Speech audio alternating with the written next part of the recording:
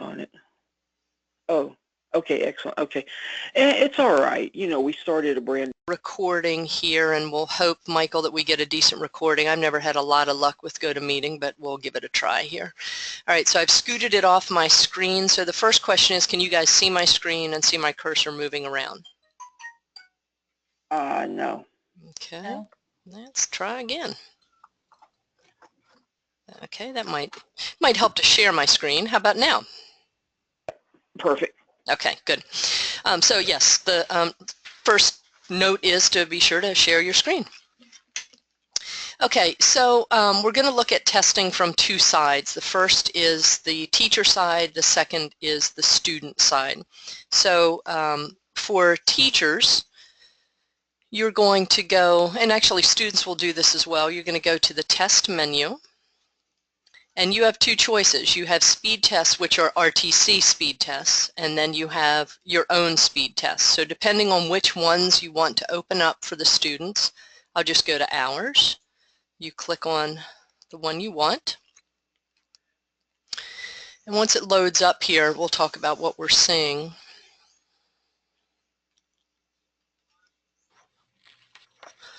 And I gotta love what GoToMeeting does to my computer. Okay, so first of all, I have maybe a slightly different view than you guys do. So let's talk about this in case you're not familiar with the different display options with Real-Time Coach. Over here on the right-hand side, we have three little buttons. If I hover over a button, you'll see the very first one is Carousel View, and I'll click on that, and that is more the sort of Netflix look, if you will.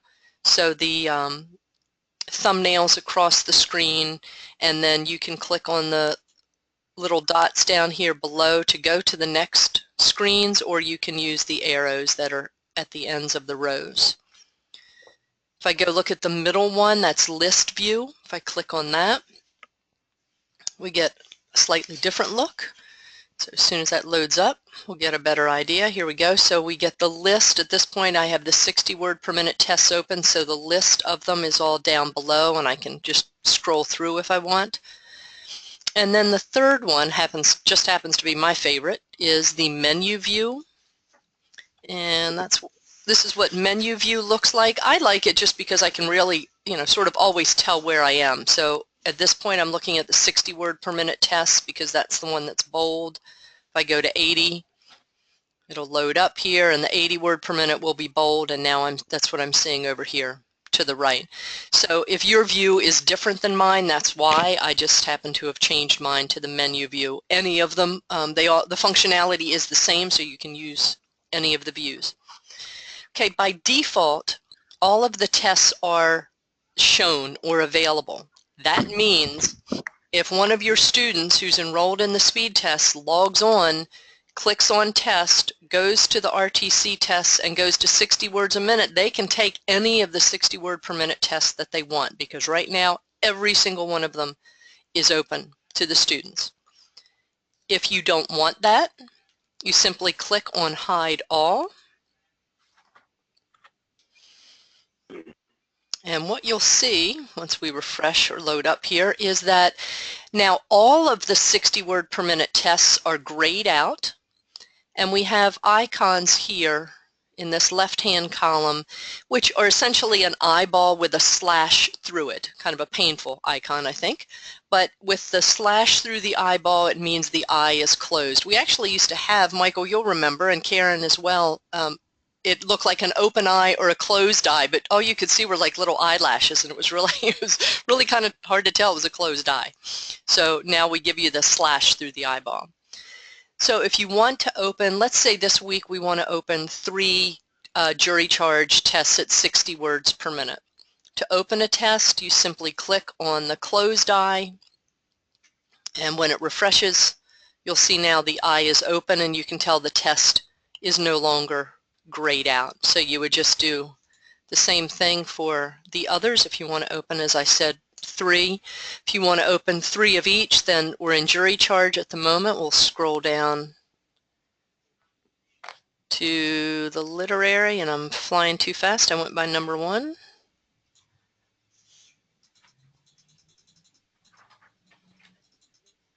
So you just click on the 3 literary, and it'll take a second for it to refresh, and those 3 will be open.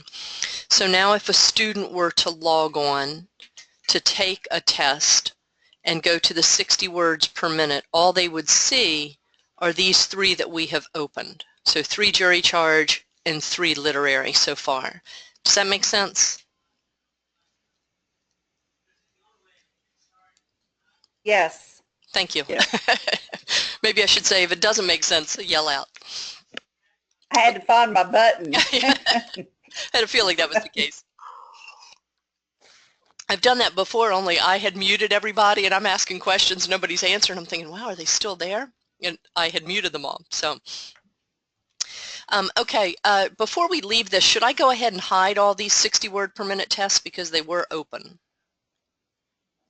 If you don't mind, yeah. I actually had made a note too, but yeah, if you could do it. Okay, yeah, that way it just always makes me nervous to see stuff open because students won't know and they'll see it open and go, oh wow, I can take all these tests.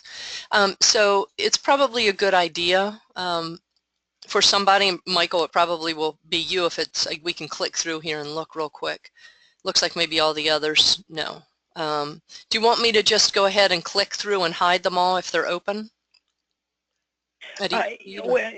I can do it if you want to continue with it. In fact, I'll hop in right now and do it while you're... Okay, great. So by default, I think it's good to just go ahead and hide them all. So Michael will do that. So then for each of you at your different speeds, then you can go in and open up the ones that you want to open. Now, let's talk about our speed tests for a second. And actually, Michael, you're probably the best one to answer this. Are you using our speed tests as practice and yours as actual tests? Are you using both? What's the... We're using yours. Okay. We're using your actual tests. Okay, so let's talk about those tests for a second. There are 200 tests in each speed in each category or each genre. So 200 jury charge, 200 literary, 200 Q&A.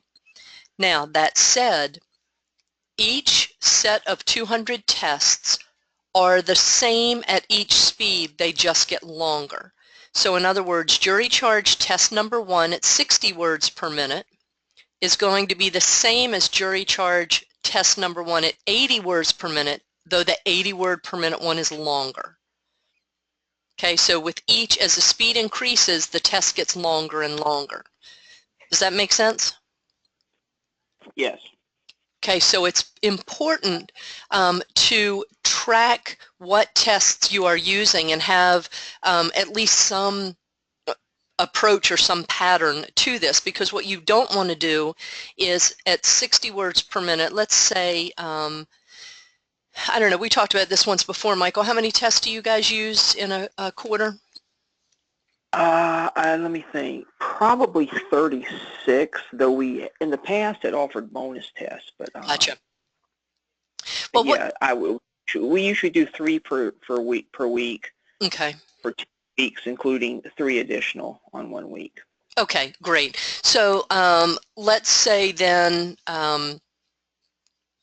you would start, let's just say at 60 words a minute, you're going to start with test number 1 for all 3 of the genres. So jury charge 1, lit 1, Q&A 1.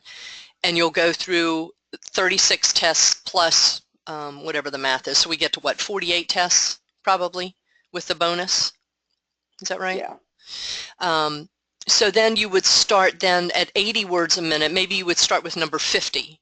So you'd go, you know, on each genre, start at 50 and go through roughly 50 more tests. So then at 100 words a minute, you would start at 101 and use those, and then 120, you'd start at 150, and then by the time you get to the end of the 200, you're starting back to number 1, you're at 140 words a minute. So it's been quite a while since the 60 word per minute students heard that test.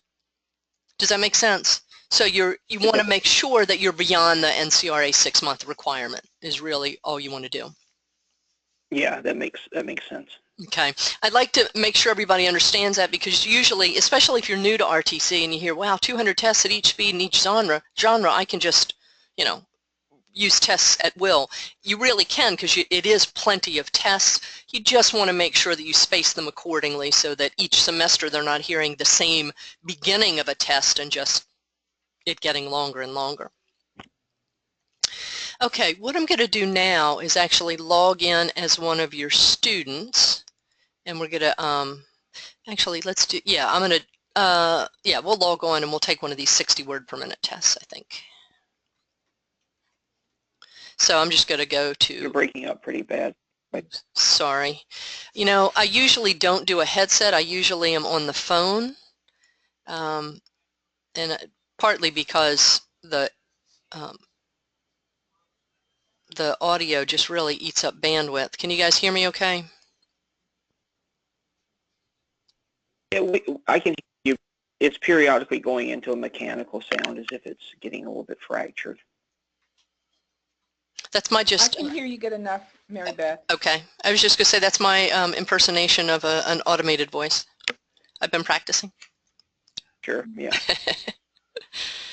All right, I'm going to go to Browse List of Users, and I'm going to go, I think I already picked out April was a good one to log in as. What speed is April working on? Does anybody know?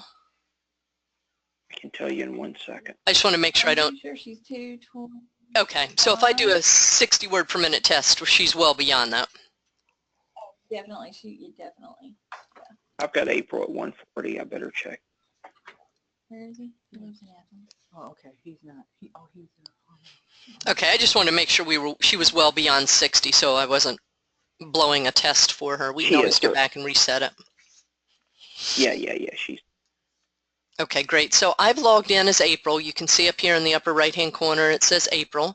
So I'm going to go to the test menu, speed tests, and I'm going to take one of those 60 word per minute tests on April's behalf. And why do we not? Did I do 60? I thought I opened some 60s. Oh, you know what? Duh. I went back and hid them all. That was dumb. Okay. Let me... I don't want to take a chance on taking a test that April might use, so let me go reopen that 60 word per minute. And when you do that, I hate to interrupt you, but could you check to see what my email registered is? Because I'm on a new computer and I can't get logged in, so I was trying to get a password sent back to me. Oh, yep. I can do that. Let me just open these real quick for April, and then let's go to Michael.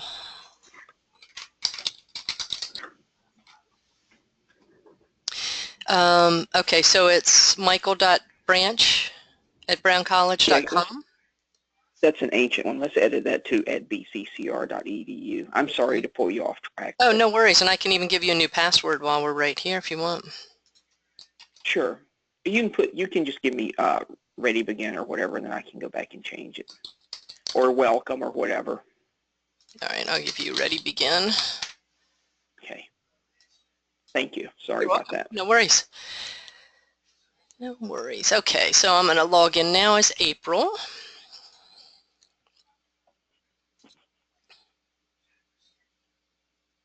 Okay, so I'll go to test, speed tests,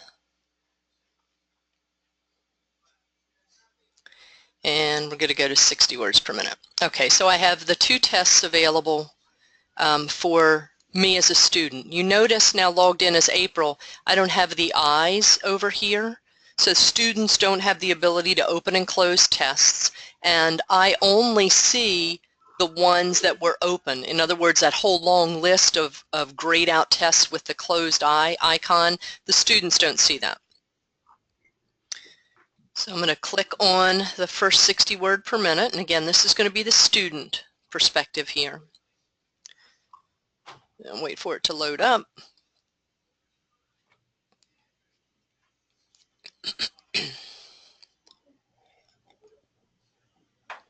Okay, one thing worth pointing out to your students are the instructions that are below the actual audio screen here. These instructions change with each step of the process. So as they're testing, if they kind of forget where they are in the process, all they have to do is look down here for a reminder. So it tells them first warm-up instructions. This is your warm-up. Before you click play above, please make sure your CAT software is configured for use with Real-Time Coach. So all we're saying here is just make sure you're really ready to go before you click play, because with the warm-up, as with the test, once they click play, as far as we're concerned, they played the test, whether they heard a nanosecond of it or they heard the 5 minutes of it. So that test is no longer available to the student once they click on the play button. Unless, of course, you, Okay, I'm playing catch up just a little bit, Mary Beth. This is Nancy. These tests are not tests that, they're different from the tests that we're actually giving them. I use Real-Time Coach to give my tests to the students right now. So when they go in here on the student side, these are not going to be the same tests that I'm pulling from, are they? Or we have Lady Carol here who pulls our tests from Real-Time Coach. I'm just making sure when the students take these tests, these practice tests I'm going to call them, they're not going to be the same test that Carol's pulling from for our. Now, when you say Carol is pulling tests from Real-Time Coach, is she just printing the PDFs and you're dictating the tests? Letting us know what number test that we can go ahead and use on Real-Time Coach to give that day. Okay, yeah, that's what we're pulling from here. Okay, so I shouldn't, the students shouldn't be, I'm going to hide all of mine then. Yeah, I would, exactly. So hide them all and only open them when you want them to take a test. So I play the test from my computer and put the speakers, and that's how I usually give them the test off of the Real-Time Coach. Does that sound? I mean, you can. What the only challenge with that, Nancy, is it still leaves all of the tests for you to grade manually. Whereas if they are all taking the test on Real-Time Coach, logging in. Also, there's no electronic tracking of what tests the students have taken. Does that make sense? Okay. Doesn't it have the text version of the test in there for grading later?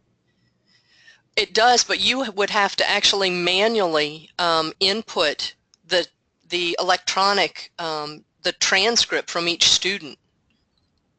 So in other words, if you're playing it out loud for everybody to hear, it sounds to me like your students are not logging on individually to Real-Time Coach and taking the test.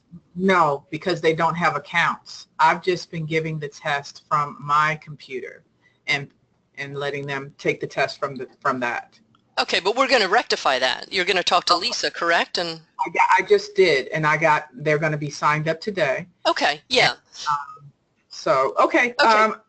I'll catch up. So I'm still trying to wrap my brain around how each student, when you say you're going to take your test and they're sitting in my classroom and they're each going to punch play at the same time and take their tests from their own personal computers.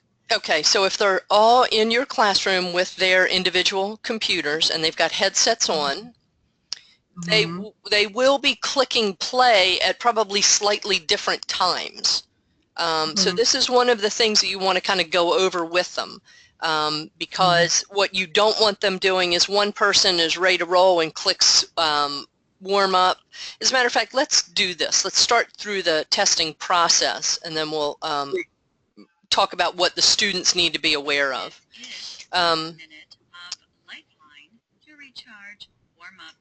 Now,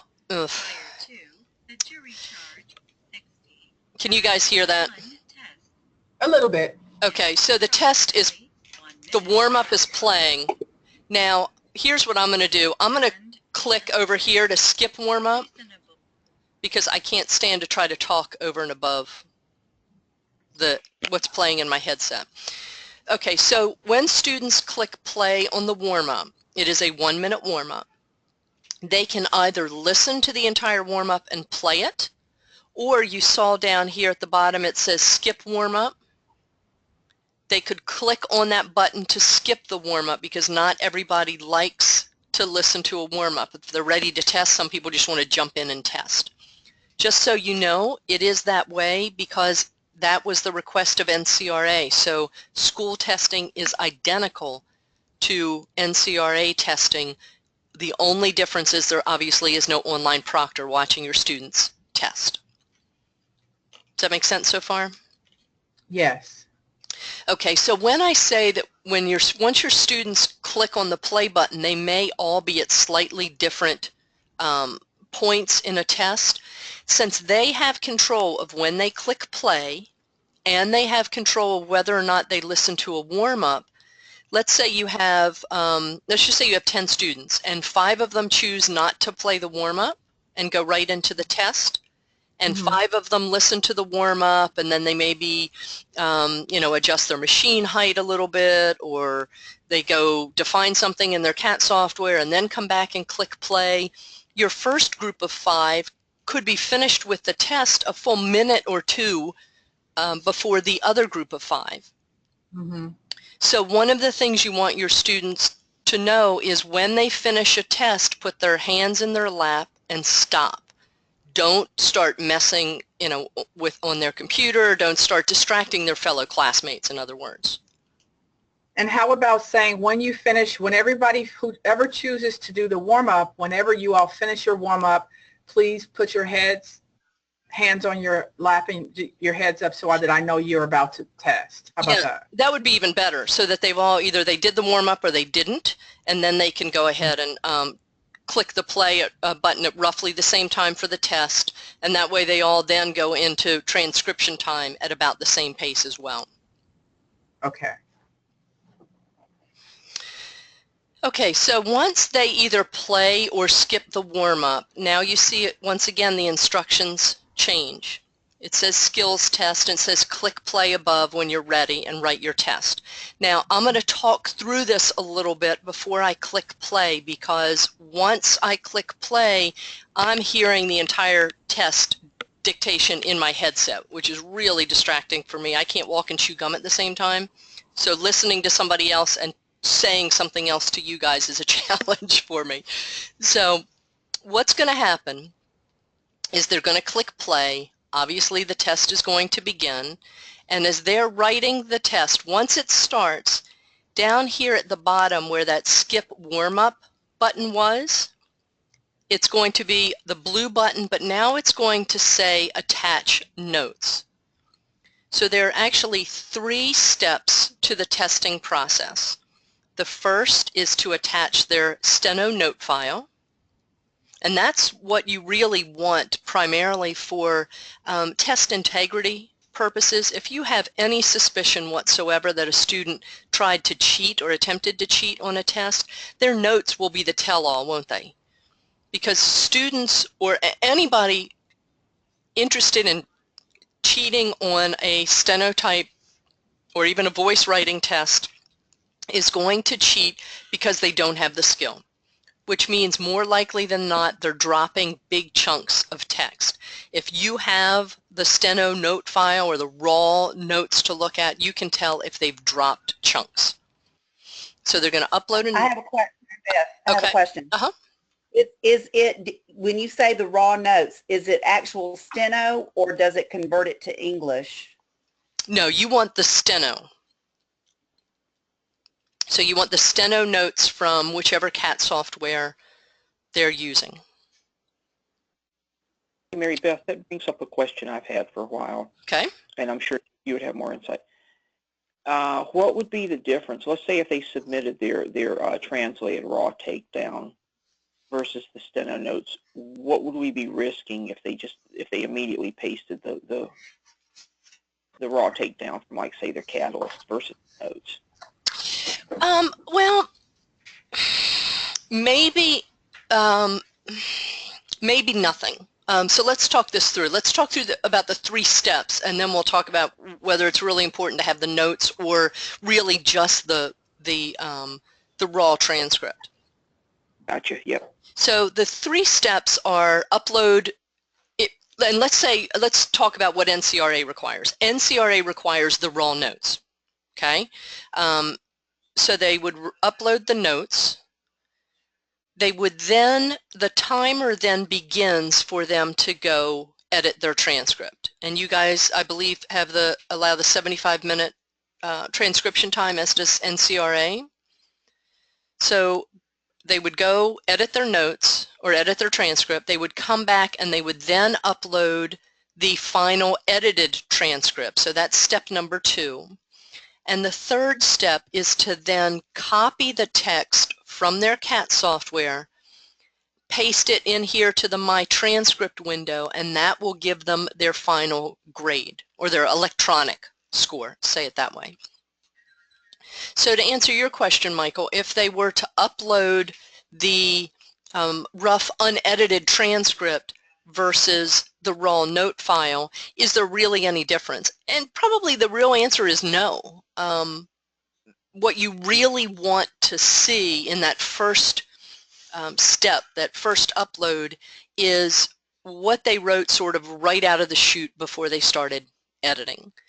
And I'm trying to think whether the unedited transcript, just thinking through ways that people might try to cheat. If they, I don't know that, frankly, the notes versus the unedited transcript will make that much difference. As I'm sitting here talking about it, I think either one is fine. Are we talking steno or voice students? I have a question. When you've clicked in, when they're taking the test down, that's going to have it translated into English, what they took down, right? Then they're going to upload their raw notes, their steno notes? That's what we're trying to figure, yeah. Yeah, that's what we're discussing. Oh, I'll tell you what brought the question to mind, Mary Beth. You know, with voice, that is what they're submitting as their raw, basically take down. So I started thinking, because otherwise their notes would be these massive audio files. Right. So that's why I was beginning to wonder, well, maybe the steno students should do the same thing, just copy and paste their immediate raw takedown. Again, we can have them add the notes, but obviously if the raw takedown would do, then that's one less step of them having to go into Catalyst and export their notes. And they don't need to export. Oh, okay. See, that's the ticket. And first of all, so let's talk about this. We don't want them copying and pasting anything. The copy and paste is at the very end. So, yeah, they need to convert it to a rich text format. They might for you guys. Just again, reviewing the NCRA process. And the reason I keep coming back to that is, at least for your steno students, it would be very helpful for them, I think, to test in the identical manner that they will for their RPR. I agree, yeah. So in that instance, they do not need to convert their steno notes or their CAT file, their transcript, to any other format. NCRA just says, if it's a Catalyst file, if it's an Eclipse file, if it's a ProCat file, doesn't matter. Upload those bits and pieces, because if they need to look at them, they'll get access to Case Catalyst or Eclipse or ProCat or whatever. Does that make sense? Okay. So yeah, I need to figure out exactly how they would go about finding that notes file so they know how to attach it. You know what? I have the instructions. For NCRA, we went to every single CAT vendor and got instructions straight from the horse's mouth. This is where Catalyst keeps them. This is what the extensions are. Here's what where Eclipse hides them. Not hides them, but stores them. Here's what their file extensions are. So I'll send that whole document to you. Yeah, they'll have to go into Cat4 in the users directory. Okay, yeah. Yeah, but they don't have to do any exporting, because when they start a file in Catalyst or Eclipse or whatever, it creates not only the file by that name, but each of the parts of that file has a different extension. So they just need to know, that the notes are called in Catalyst is something like SG NTN or something like that for a note file. So they just need to know what those extensions are. Yeah, what we had done in the past is we would actually zip up the whole file. So you'd go into, the backup, and it would basically take every component of that file and put it into a zip file, and that's what they were submitting. But here it sounds like they can bypass it and attach the straight notes. Okay, I'll figure that out. And then for the voice students, I agree, you don't want them uploading this massive audio file. I think their raw real-time unedited file is fine. What you'll end up doing, yeah, well, that's fine. Actually, that's perfect. So have the unedited one uploaded first, the edited transcript uploaded second. And so let's talk about that one. That component, that edited transcript, is really just as a backup for you. Typically, Sure. NCRA doesn't do anything with the transcript. You teachers probably won't do anything with the transcript, but you now have it there. If you need it, if you need to look at it for any reason, it's available. So for your voice students, have them upload the raw, unedited, and then number 2, the edited transcript before we get to copy paste. And Karen, you have a question? I do. I'm sorry. Really quick. Sure. I mean, I know how to correct the tests on RTC, but as far as their notes go, the submission of their notes, as an online instructor, wouldn't I need to have all of those different softwares installed on my computer in order to open and read those notes? Yeah, if you need to open them, you would have to have the different CAT software. So that's something to discuss internally. I mean, I guess the first question is, how often do you need to do that? If it's a regular occurrence, then you might want to do, as Michael was saying, let's do an RTF or a PDF of the notes. If it's an occasional thing. Yeah, I would think that the only time you would need to do that is if you did have some suspicions that there was, you know, foul play. Yeah. Well, we also grade for notes at every speed.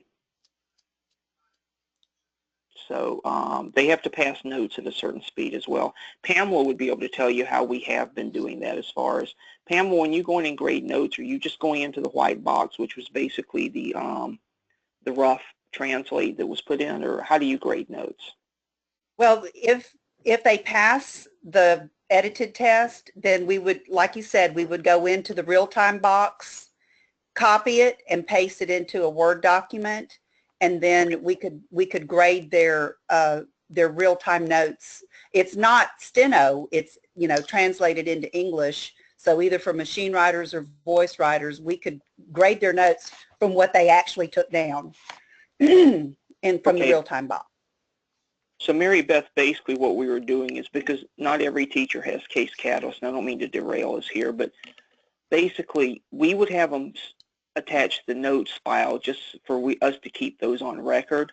Okay. But if a teacher went and actually graded, the way the Stenograph site's set up is that they submit their raw takedown, you know, that's come through, you know, that's not going to be notes. It's going to basically be whatever they took down. Yep. That's what the teachers tended to use to grade. So maybe we should start considering them submitting a raw takedown either as well as or instead of, because otherwise teachers like Pamela and Karen would have to have Catalyst to be able to go in and actually grade the notes. Yeah, and if you want to do it, if you're going to do that with regularity, then yeah, it would be a royal pain to get somebody else to convert them. And so yeah, I would agree. So maybe then your first, the first upload is not technically a note file, but is, like you say, the first, the raw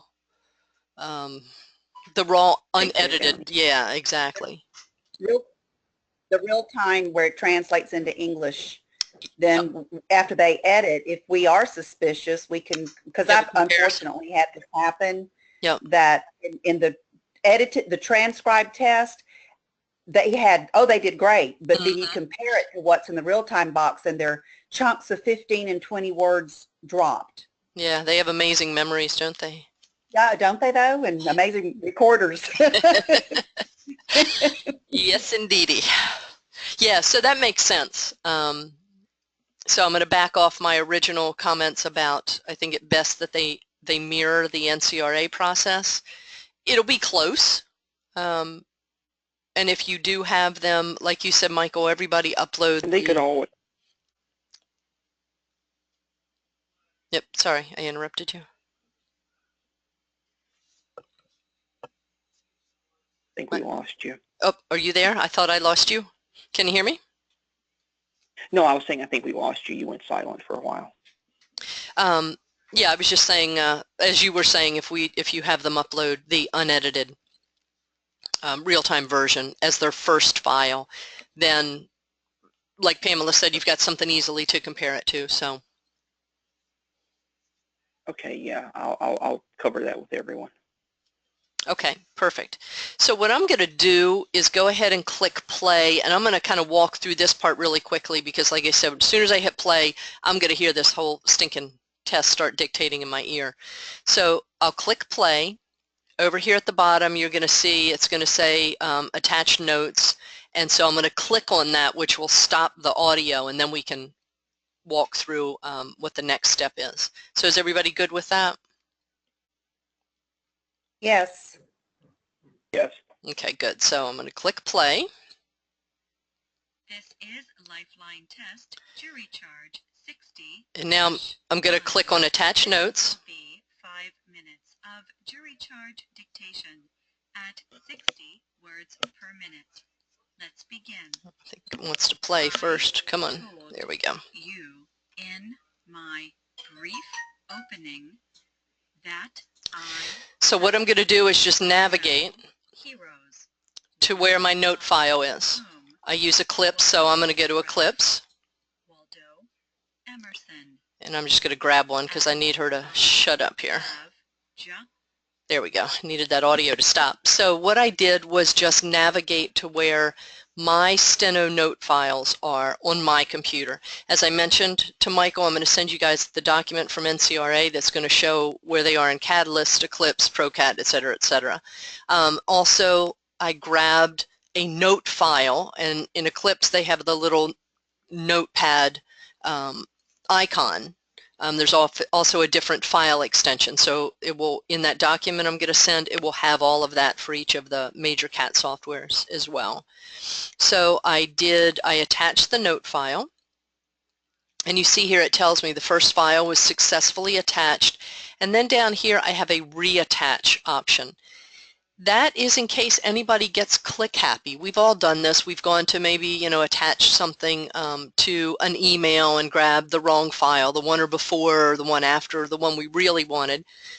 So you get the opportunity to reattach. And so if I click reattach, it's going to do the same thing.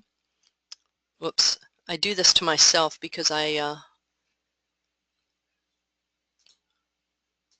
go at the wrong pace of testing here. And it's jumping around a little bit because the test was less than 5 minutes. So, or the test is 5 minutes. I clicked on my attached notes before 5 minutes. So that's why things are a little jumpy here. So I got the chance to reattach a different note file if I grabbed the wrong one. So does that make sense before this part gets a little jumbly? I have a little question. These steps that they're actually doing, is there a timestamp that's attached to this? Yes. So when they start taking the test, there's a timestamp. When Yep. when they upload, they're attached, there's a timestamp. Oh, that's awesome. Okay, yay. Yep. Yeah, there's a timestamp when they click the warm-up. Then there's a timestamp when they click the play button for the actual test. And so not only, Nancy, are we timestamping when it starts, we're timestamping when it stops. So in my case, and when I finish this process, we'll go look at this test from a teacher's perspective, and you'll be able to see that it didn't take me 5 minutes to start uploading files. So if you see a student started uploading files in less than 5 minutes and the test is 5 minutes long, clearly there was something going on. So, and yes. Or if they wait 5 minutes to attach it, then there's something going on, right? Well, indeed, and there's also a timer here. So you see here it says reattach and it's counting down. So there are time limits, and they are limits that you guys have control of. As a school, each teacher can't say, oh, I'm only going to give my students 1 minute to upload the first file, and somebody else say, I'm going to give mine 2. But as a program, you can decide, okay, we're going to give them X number of minutes to upload their files, and then once the files are uploaded, then the timer begins for them to edit. So see down here where it says attach transcript, where it says 1 hour and 10 minutes. So your group that's their editing time. So at this point, if I had successfully uploaded my Steno note file, I now would go over to my CAT software and I would start cleaning up or editing my file, because that's the time that I have allotted for that. So I would go over, I don't have Eclipse open, but I've got a notepad file open. So I would go over here and I would start cleaning up my transcript. Okay, so I'm in here editing, and when I get it all good to go, I come back over to Real-Time Coach, and now I'm going to click on Attach Transcript. Okay, so this is again that edited transcript, but this is just really for your, for a backup for you in case you need it for any reason. If you need to open up, like Pamela, you were saying, when you compare their final transcript to the rough one they submitted, you have that in just rough transcript format, and we're about to generate an electronic score as well. Everybody with me so far? Yep. And just like with uploading the notes, once you upload your transcript, there is the reattach option as well. So if they, again, were click happy and grab the wrong file, they take a deep breath, click on reattach, and choose that one. And again, the instructions change down here. So now it tells us to reopen your CAT file. The reason it says that is for most CAT software, before you can attach any parts of it or upload any parts of it, you must first close the file. Okay, so it tells them to now just reopen the file, highlight and copy only the text of your exam transcript. So, you know, it says no warm-up. They shouldn't have the warm-up in there at this point anyway, because they've gone in and edited their transcript. So if the warm-up was part of the same file, they've already cleaned it up. So what they're going to do is go back to their CAT software. I'll go to my little notepad file here. I'm going to mark all of the text, and I'm going to copy it. So just Control-C. Then it tells them in Real-Time Coach, click in the My Transcript box and press Control-V as in Victor to paste your transcript. So I'm going to paste it in there. And the last thing is click Get Estimated Score, which is right here. Now this should be thoroughly entertaining, because I just grabbed any jury charge text and pasted that into this jury charge box. So I will probably end up with a score of, I don't know, maybe about 0. Maybe I'll get a couple of points because I got ladies and gentlemen of the jury in there. You'd still do better than I would. Oh, look, I did get a 0. Oh, that's not pretty. Okay, so the students at this point would obviously see their estimated score. So they see the focus feedback screen at the end of a test, just like they see it at the end of an exercise. Okay, so they have a pretty good idea now how well, or how poorly in my case, they've done. So far so good? Wow, that's amazing. All right, what I'm going to do then now, I'm still logged in as April, okay? And now when April logs in, she's going to see that she got a 0 on a 60 word per minute test, which won't make her very happy. So remind me to reset this before we end, because I don't want to freak April out. All right, what I'm going to do is now exit logged in as April, and I'm going to go back to me. So now we can look at what you guys see when you look at the tests after the students have submitted them. So I'm going to go to the track menu, and I'm going to go to this report, grades for speed tests.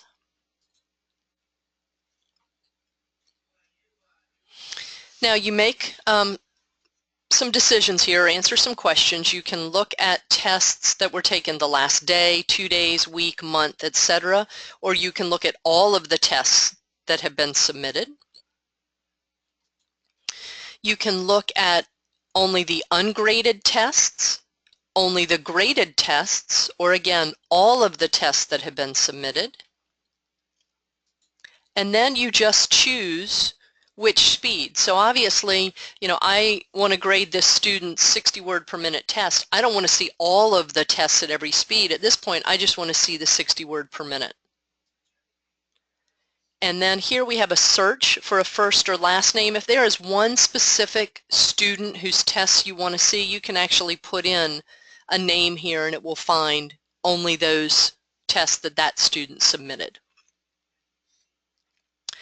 Okay, then over here, to me this is the most powerful part of the whole testing process.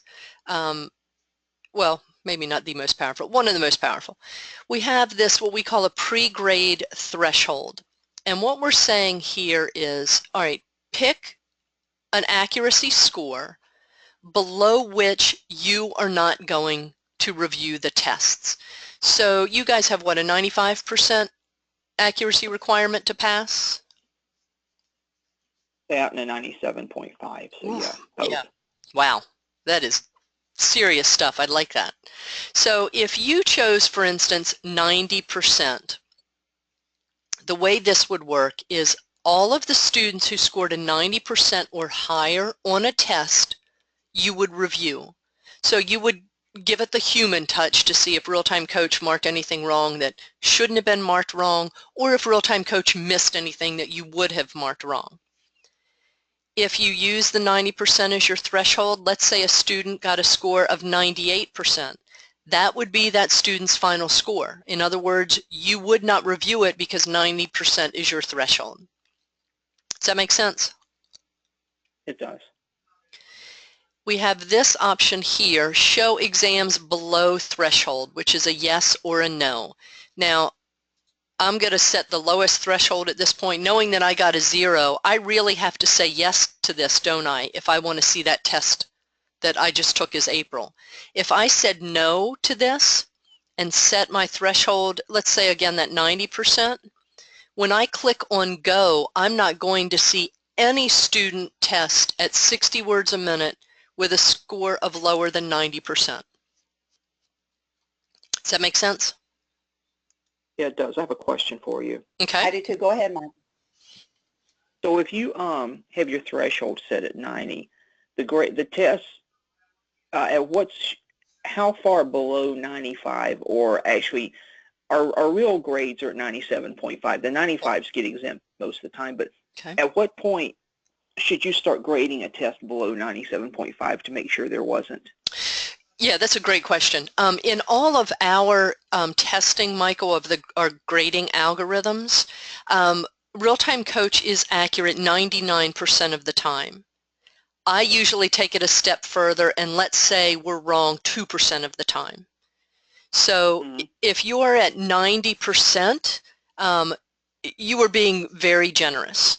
It would be just an anomaly that a student got a 90% on an electronically graded score and managed to pass a test at 97.5. Just so you know, NCRA chose 92%, and their tests are 95% pass rate for transcription tests and 96 for real-time tests.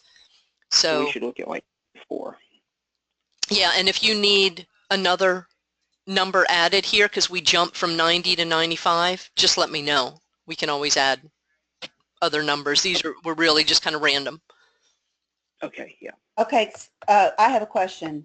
So this pre-grade threshold is on their edited test.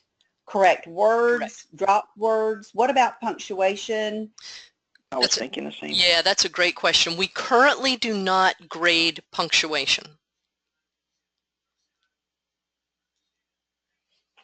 Okay, so then the teacher would just, if it's really close, we would go in and then we would just regrade it and do the punctuation and all of that. And yeah. then So let's do that. Grade. Okay. Yep. So let's do that. So you answer your questions and then you click go. Now I've said I do want to see exams below the threshold because I really want to go in and look at the test I just took as April.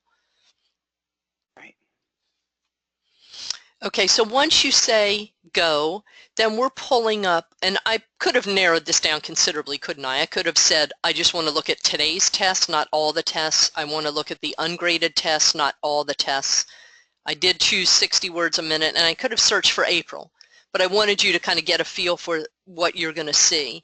So these are all the students whose tests fall into these parameters. So 60 words per minute, and really all of them, because I said I want to see all of them. So as we scroll through here, this is the one I took on April's behalf, and here are the timestamps, Nancy, that we just talked about. So we're seeing when they played the warm-up, when I played the exam, when the audio ended. Now look at this.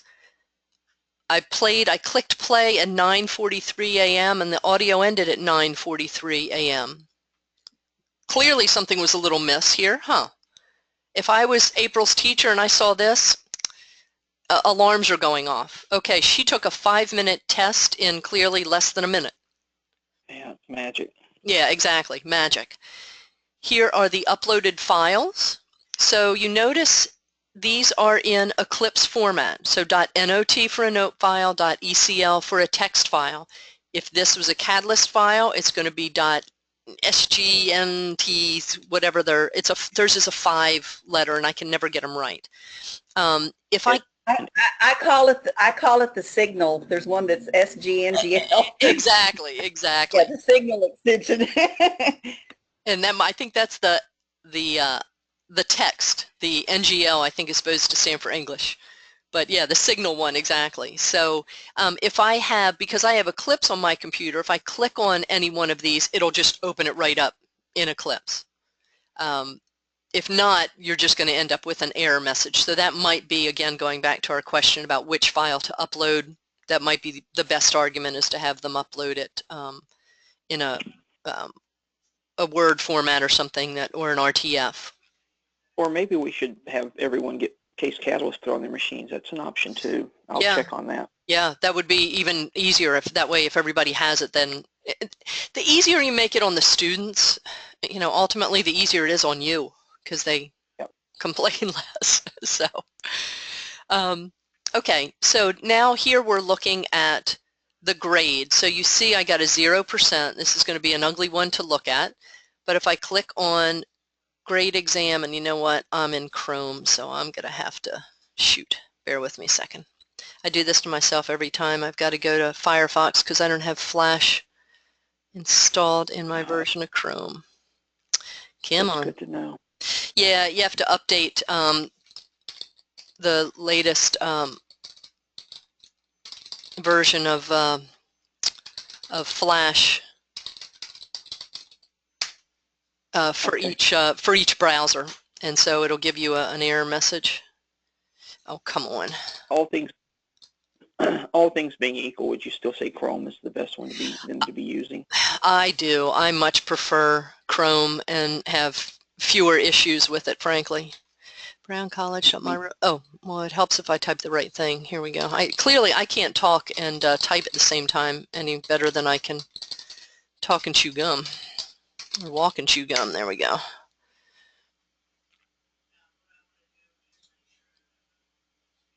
Come on.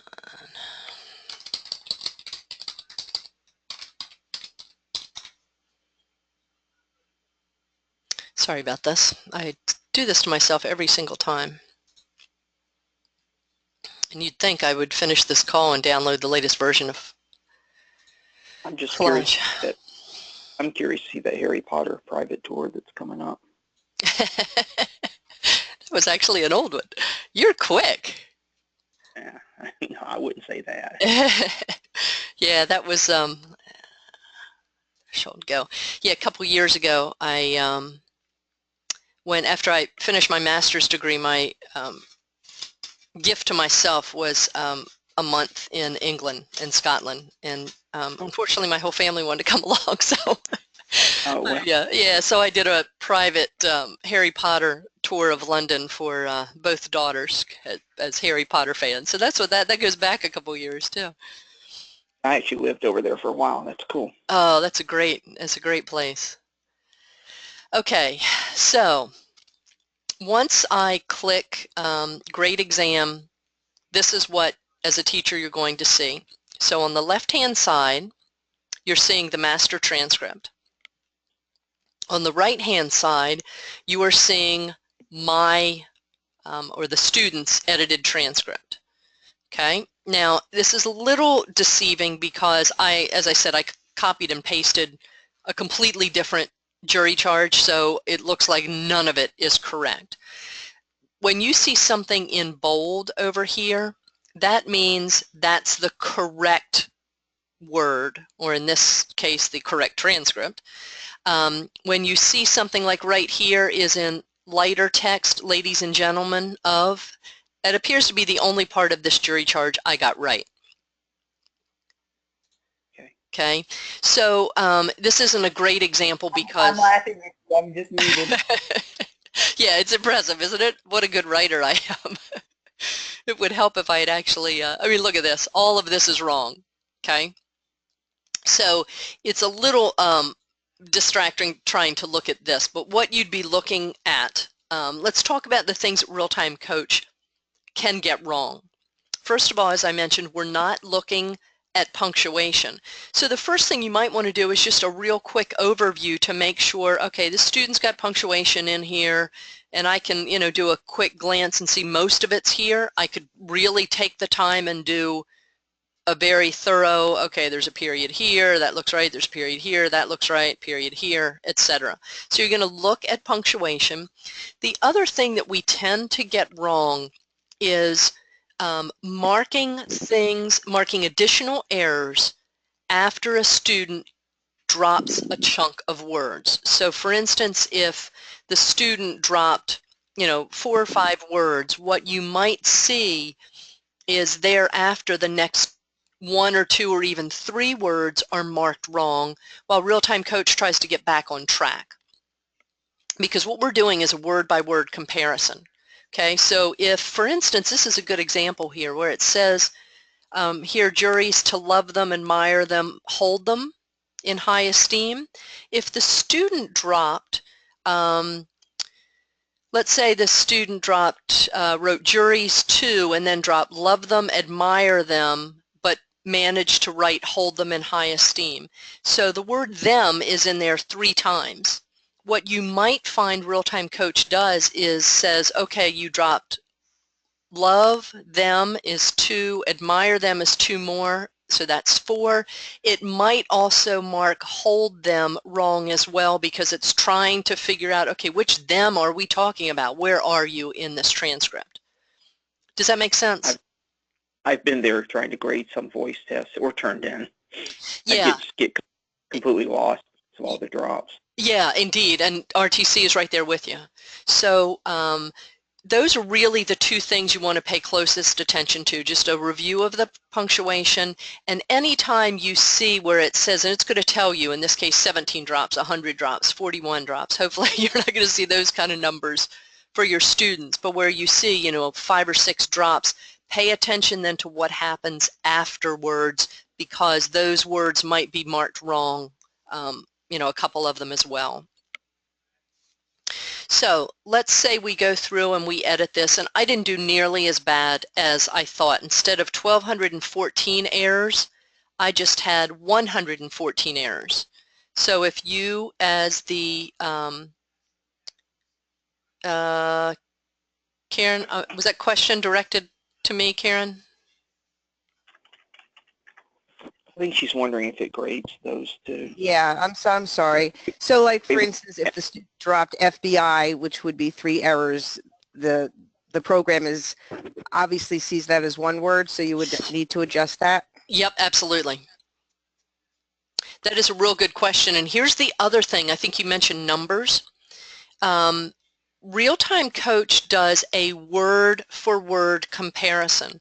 So if you have the number 10 in a sentence, and in the master transcript it's spelled out T-E-N, but the student wrote in their transcript the digit 10, 1, 0, that's going to be marked wrong. That's going to be marked as an error because it's not a perfect match. So thank you for bringing that up, Karen, because those are things you want to look at as well. It depends on what your requirements are. For instance, some schools say 1 through 9 must be in digits, but 10 and higher, but 10 is optional, 11 and higher wait a minute, 1 through 9 must be written out.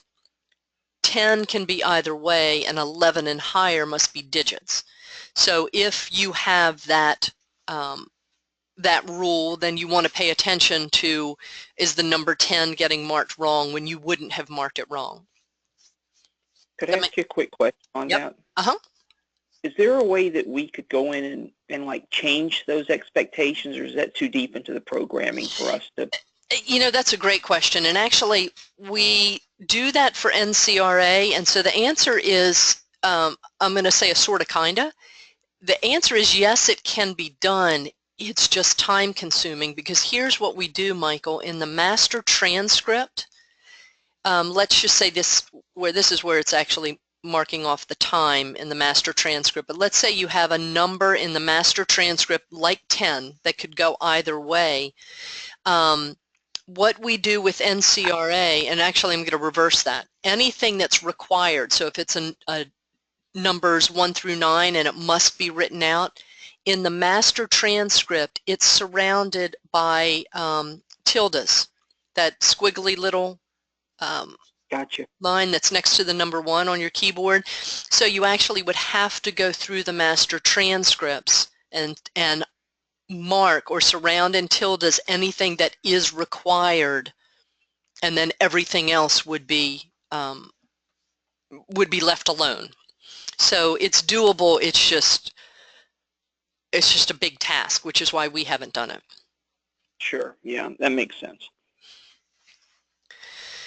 Okay, so if I graded the test, reviewed it, found some errors, made some adjustments. I think my example was this student didn't make 1,214 errors, only made 114. You notice as soon as I change the number of errors, we do the math for you. So the score changes over to the right. If I said this student only got 19 errors, the score's changing. Okay, does that make sense? Yes. And one last thing you can do is put notes in here for students. So maybe I'll put a note in here at the beginning. I put my cursor at the front, and I'm just going to hit the Enter key a few times to give me some space. I can change the color. So I'm going to make all of my comments in blue, and I'm going to say, wow. What happened here? That's funny. Yeah. So you can say, whatever you want. You might want to say, I noticed that you're dragging your final S. Maybe you should go work on some barrier buster drills. Looks like you're having trouble with numbers. Maybe, we need to talk. Whatever message note you want to include here for the student. As soon as you click on this Save button, that is now saved for the student as well. So you can leave messages as well as modifying, anything in the transcript itself. Okay, please let me ask a question right here. Every time a student takes a speed test, they get instant feedback on that. Is that correct? And then if it's within a certain threshold for the teacher that we'll set, that we'll actually go in and grade it for them, but they get instant feedback on all of the tests they take. Exactly. So they see that focused feedback just like they see in their practice. Awesome. Okay, so they'll know immediately. Now I have a question that goes right along with that. My worry is what happens if a student turns in a test and they've passed it like 97.8, but then we go in and grade it for punctuation and find that they didn't pass it. Yep, and that could happen. Then they're going to hit the roof. I wonder if it would be better if we did not allow it to give them a score, and then we have to give them the score. In other words, the teacher could see it, but is there any way the students could see the feedback without actually seeing the score? That'd be great. That would take some programming, and I'll have to get an effort estimate on that to see what it would cost to program that part of it out. Or we could just let the students know, Michael, that's just... Yeah, this is your electronic score. That's not the final grade. We will, but... Which is what NCRA does, too. I know how they are, yeah. Yep. We'll figure it out. Yeah, so have to tell them. Yeah, and just let me know if you want me to ask the question, what would it you know, what would the programming cost be to, you really want to keep the focus feedback, you just want to eliminate the score. Yeah, I just see them losing their minds when they score like close to a 98 and then they're told, well, I actually didn't pass it because this thing doesn't grade punctuation. Yep. So, okay. But if it's not programming, then I understand. Yep, and I can, like I said, I can find out what, you know, what's involved. If it's an hour, you know, you're talking $100. Okay. Or unless it's something you want to give us access to, I could try. Well, actually, no, you don't want that because then we're talking thousands of bucks. Yeah, I was going to say, then you're really talking about, yep. Okay. Okay, so once I as a once you have to rebuild it. Yeah, exactly. Yeah, you know, once you open up the gates there, you might get a little deeper into it than you want. Yep. All right, so I'm going to click Save. And now this is going to be saved for this student. So April will now, if I close this and I go back to log in as April,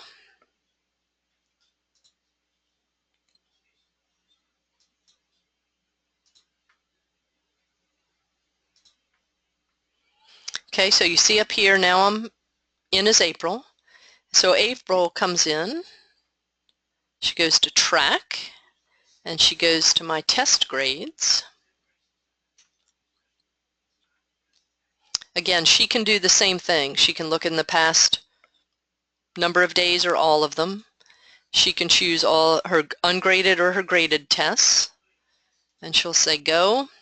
And now here is what April sees, okay? She sees the test she submitted, and instead of grade exam, she sees view exam. Their grade increased. That's good. Yep. So there's the note that I left her, and there is her transcript. I have one final question, and I'm done with questions. This Okay. master transcript, we send preview words out, and I've got a person who handles all of that. Is there a way that she could actually scan the master transcripts for preview words versus having to listen to every test? That's a good question. Now, I know it went back and forth, like the older version had transcripts and the newer one didn't, or something or other. But yeah. Now, I sent to Julie a list yesterday of preview words for all of the lit and all of the jury. oh, excellent. We're actually going through, you'll love this, I'm paying my almost 16-year-old to go through and do this. So I hate doing it. I know, exactly. That's why I'm giving it to the 16-year-old. I might actually be able to get her to finish the Q&A in the next week or 10 days. She's off school.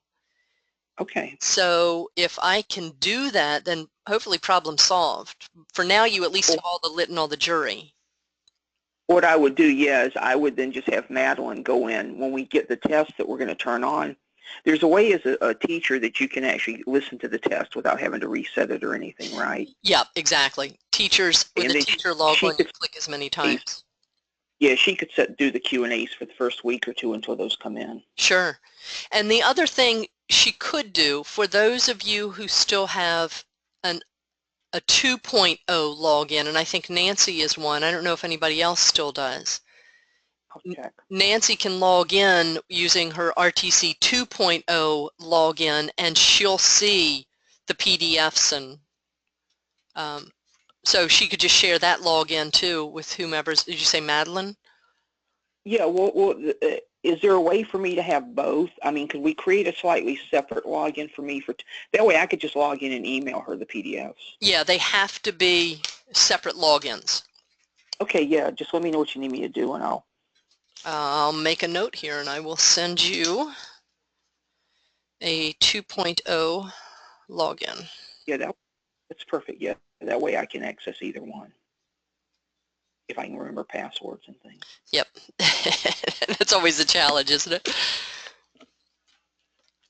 Okay, questions? No, it looks good to me. I'm going to put together for Pamela and Karen, I'm going to put together a video presentation of this to give to the students, and I will warn them about the punctuation that part won't be graded, so they need to realize that the initial rough score is not the final score.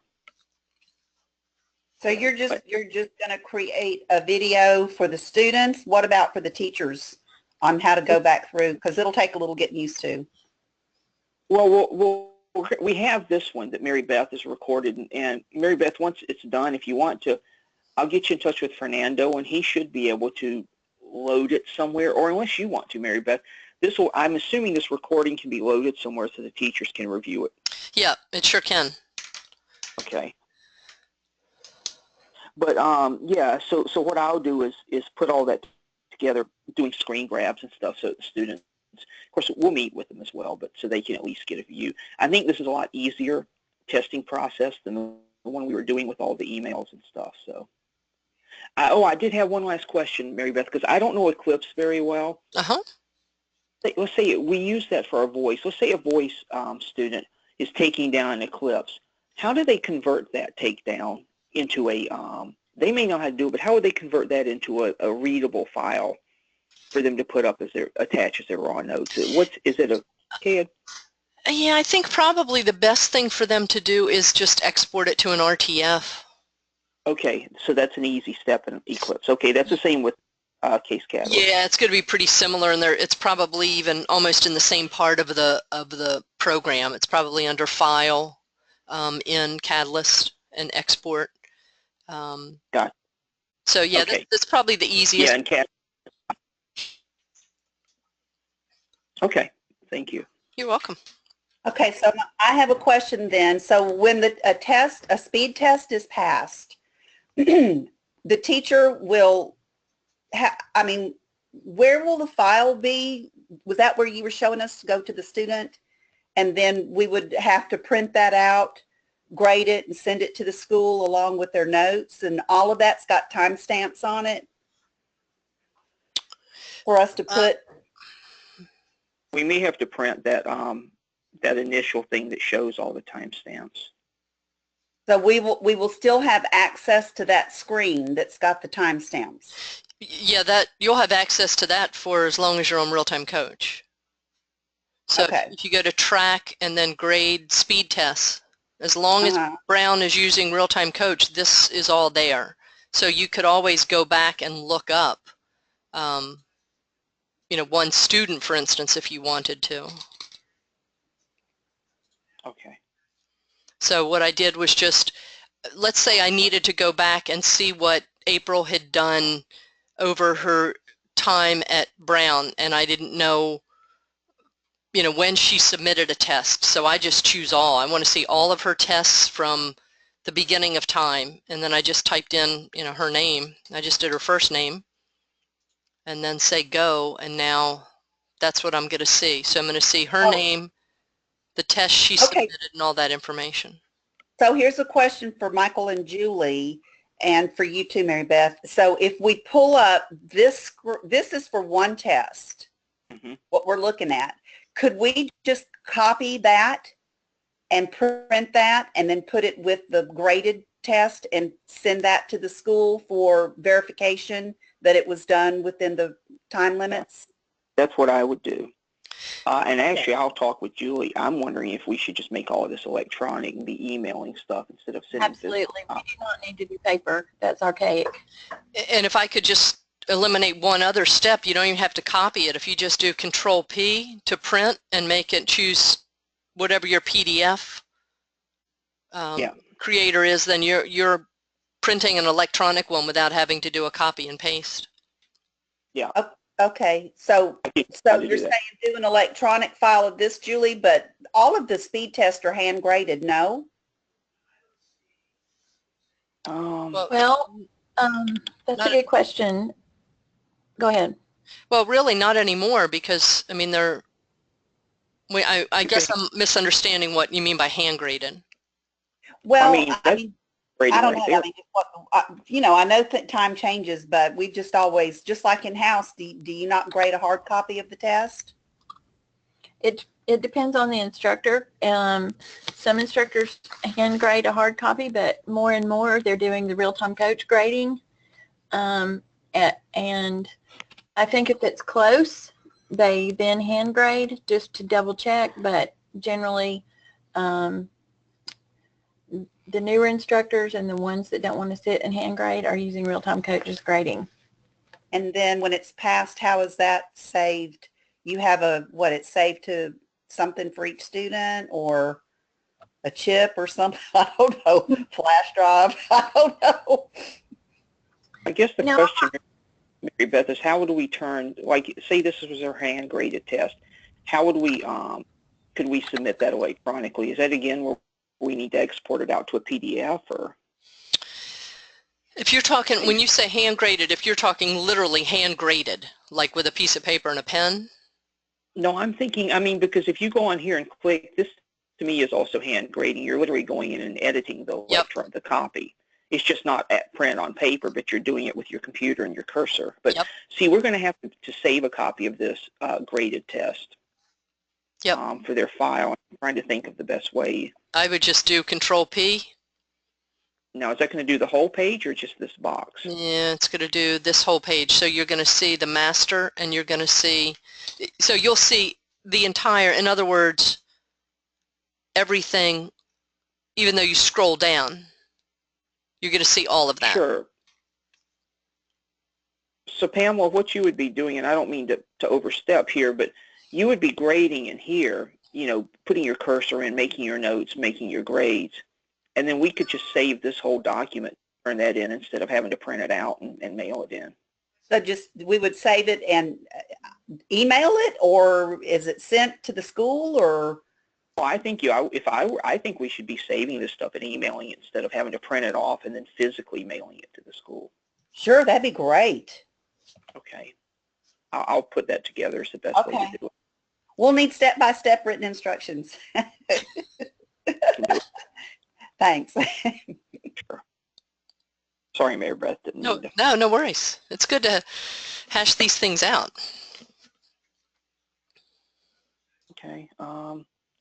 So basically, they log in, they set up their CAD equipment. They either take the practice bit or go straight in. They take it down, attach the notes file, then edit the transcript, attach it, and then copy and paste the edited transcript so it'll grade it. You got it. Okay, yeah. This will be simpler. There'll be a lot of grumbling at first because some people don't like to change. Oh, I have one other, and I'm sorry, and I'm not the one to release people. If any of you want to go, I'm just curious, where can I go in? I've had students have problems when they're inactive. It logs them out or ends their session. Yep.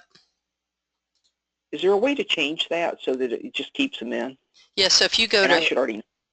Yeah, if you go to track and timeout settings.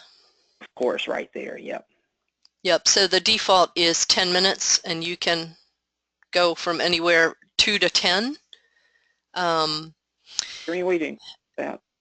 I'm sorry, you broke up. To increase that? Yeah. Yep, I can see if we can get that added. How high do you want to go? I mean, well, I guess we should talk more about it. What's the benefit of it timing out on them? Benefit of it timing out is if you have any kind of time logged requirements, the students can't. So let's just say, for instance, I don't know, you have to log 5 hours a week on Real-Time Coach as part of the My Course requirements. If you want an A in My Class, you have to log at least 5 hours a week. If you want a B, 3 hours, etc. So if I have that requirement, then what students can do without a timeout is come into Real-Time Coach, click play on an exercise, go out to dinner, come back a couple hours later, time logged. We don't need to increase it then more, because otherwise they'll just, let it sit there for 3 hours. Yeah, exactly. Indeed. And I've got some schools that actually change this every week, and they put one teacher in charge of it, and that teacher doesn't tell anybody else. They just change it every Monday morning, so it keeps the students guessing. Okay. I just have been getting a lot of complaints from students saying, well, I'm practicing, and then it quits tracking my work or whatever. I'm going to try to be much more, now that it has to do with speed testing as well, I'll keep a much closer eye on any weird quirks they're running into. But okay, that's good to know. Yeah, and it's always kind of fun when students say that, because usually if we pull up, we can dig down really deep and pull up an activity log, so we can literally see what they clicked on when. And it's amazing how many of them will say it's not logging my time, but you haven't clicked on anything in 10 minutes. So, Yeah. what are you doing? So as long as there is activity on either the QWERTY keyboard or their Steno keyboard. Okay, so it tracks the QWERTY keyboard as well. Okay. Yeah, exactly. So as I'm moving around and clicking on things, yeah, that's considered, part of the time logged. Well, that's not true. The time logged is time spent in exercises. The timeout setting is affected by all of my moving around. So in other words, as I'm talking to you guys, if I just parked my mouse and sat here and talked through something for 10 minutes, then you would see the little message come up and say, your time is no longer, you've exceeded the timeout limit, your time's no longer logging, click OK to restart. Yeah. But as long as they are doing something on either keyboard, as long as there's some input, then they are not going to time out. Okay. Okay. But and here's where you might get students who kind of grumble about the time logging. Let's say I've written an exercise and I need to go over, because I had, 30 untranslates in my focus feedback. So I'm going to go over to my CAT software and I'm going to work on defining those 30 untrans. Well, you're not in real-time coach. Okay, sure. So we can't track what it is you're doing. For all we know, you're out on Facebook. So we're going to stop, once you hit that timeout, we're not going to be tracking your time anymore, even though it is devoted to practice and the exercise. There's just no way for us to track that. So they need to remember to periodically go back and basically report back to RTC. And exactly. Okay. Yeah. If they're spending an hour transcribing their test, does this timeout thing even come into play when they're speed testing as far as? No. Because we're not really tracking anything, I guess, beyond their dropping data in. Yeah, no, the speed test is a separate, it's actually a completely different engine, believe it or not. That makes sense. Okay, well, I won't ask anything else because otherwise we'll be here all day. That's okay. Michael, you said that before. I'm just making note that you said that before. I'm not going to ask anything else, but he sounds like an attorney. That might have been 20 minutes ago, dude. Like I'm just kidding. Attorneys are famous for one last question. Yeah, I've seen, yeah. They'll ask that in different ways until they get the answer. That's right, exactly. I appreciate it. If you could, if you wouldn't mind, just shoot me an email when the recording. I know it probably takes about 15 or 20 minutes, and then I'll have Fernando get in touch with you to figure out a way to maybe have you put this in this drop. I have no idea how big this file will be, but put it in this Dropbox, and then he can take it from there, get it to the teachers. Yep, sounds good. Okay, thank you. You're welcome. And thanks for the meeting. This helps. Thank you. Good. You are welcome. Oh, yes, Karen, thank you. Let me go back and reset. Yes. Poor April will be like, I never took that. I didn't get a 0. Oh, yeah, I wanted to see that. How do you reset a test for a student? Okay, so we go right back to where we started, where we found the test for her. Okay, and see over here where it says, it's just simple. Yep, so you just put a check next to the one you want to reset, then click on reset checked items, and it does say, okay, are you sure? Because once you do this, the tester will open up for them again. Perfect. That's very simple. Okay.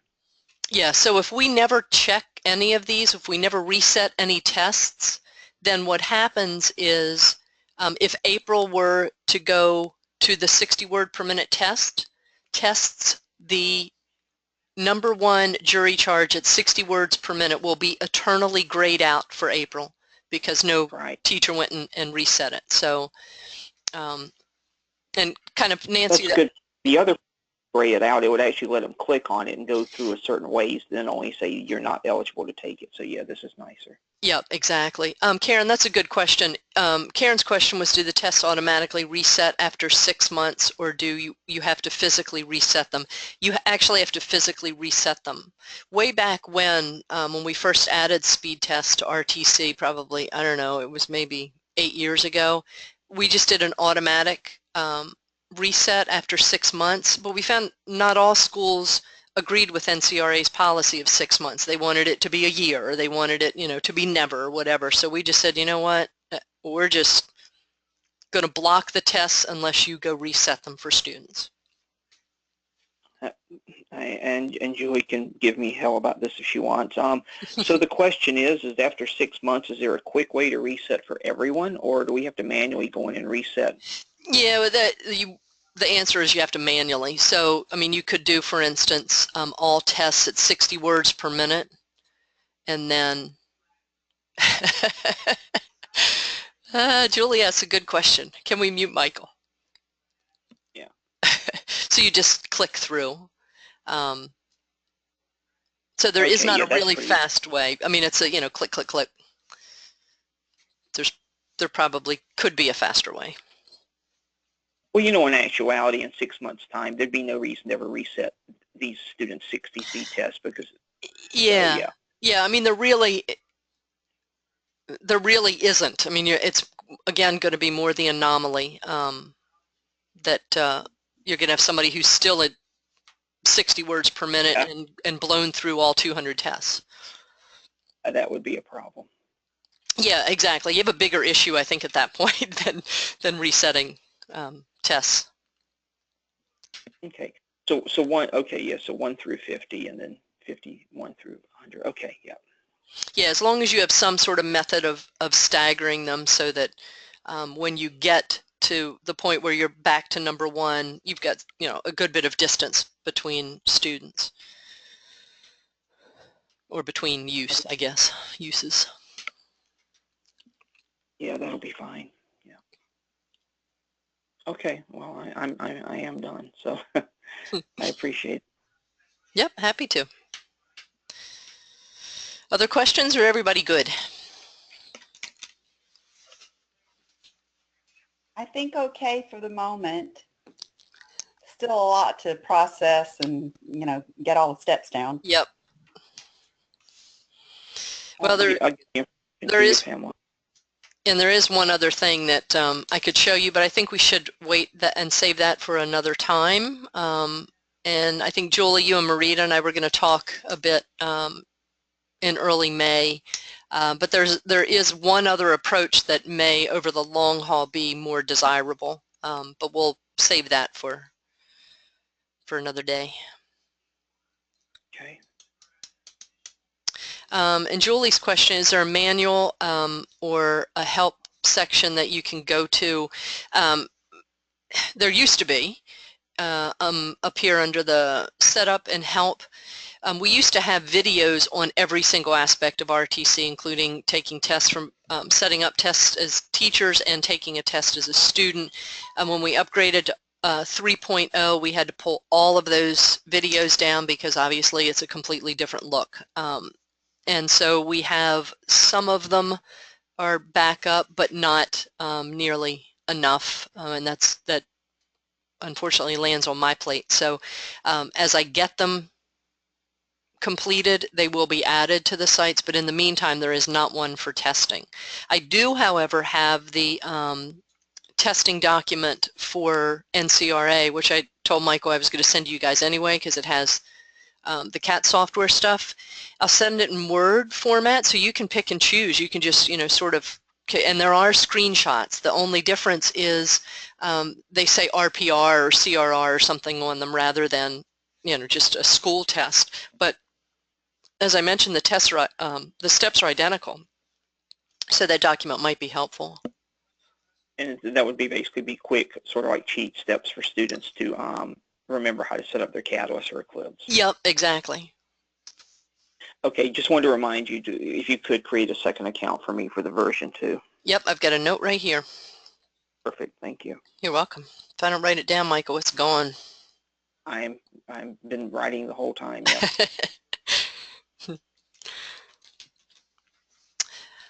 All right. Well, thank you. You're Thanks welcome. for showing.